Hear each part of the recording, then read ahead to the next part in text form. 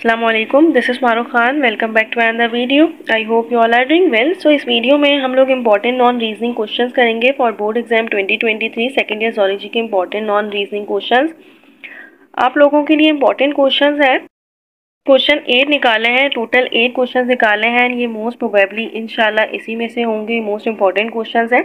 ऐसा होता है कि ज़्यादातर मोस्टली क्या होता है कि नॉन रीजनिंग क्वेश्चंस में नोट आते हैं आप लोगों को क्या करना होता है कि डेफिनेशन देके उसकी टाइप्स वगैरह लिखनी होती हैं, या फिर किसी में ये होता है कि आपको कह देते हैं कि ऑब्जेक्शंस लिख दें, तो ये डिजीज़ वगैरह के बारे में पूछ लेते हैं। तो ये डिस्क्राइब, डिफाइन, डिफरेंस और डेफिनेशन, इन सब में ही नॉन रीजनिंग क्वेश्चन आपके कवर हो जाते हैं। डिफरेंस है तो एक डिफरेंस आप लोगों को करना होता है। मोस्ट इंपॉर्टेंट डिफरेंस ये है कि बोन्स एंड कार्टिलेज में डिफरेंस आपको आना चाहिए। Centralise and diffuse nervous system differences, ये आप लोगों के लिए मोस्ट इंपॉर्टेंट डिफरेंस है। Bones and cartilage, centralise and diffuse nervous system and renewable and non renewable resources difference.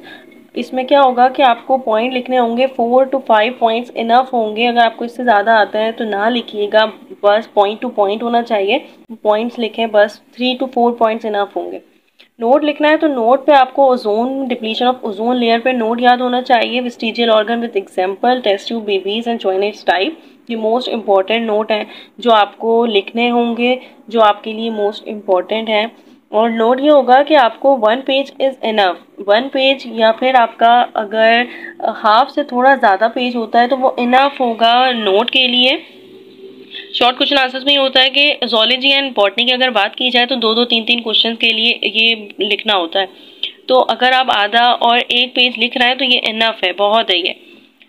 Question number 3 है ऑब्जेक्शंस ऑन डार्विन्स थ्योरी। तो डार्विन्स थ्योरी पे बहुत सारी ऑब्जेक्शंस थी, इसमें आप 4 पॉइंट लिख देंगे ना तो वो आपका कवर हो जाएगा। Define receptor and its types, receptors को डिफाइन करना और उसकी टाइप देना। Mechanoreceptor, thermoreceptor, pain receptor जिसको हम कहते हैं फोटो रिसेप्टर। सो ये सारे के सारे टाइप्स आप लिखेंगे।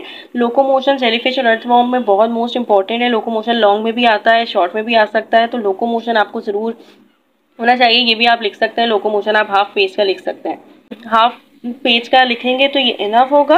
क्वेश्चन नंबर 6 है डिफाइन क्लासिक कंडीशनिंग। तो ये आपके पास दिया हुआ लर्निंग बिहेवियर में क्लासिक कंडीशनिंग।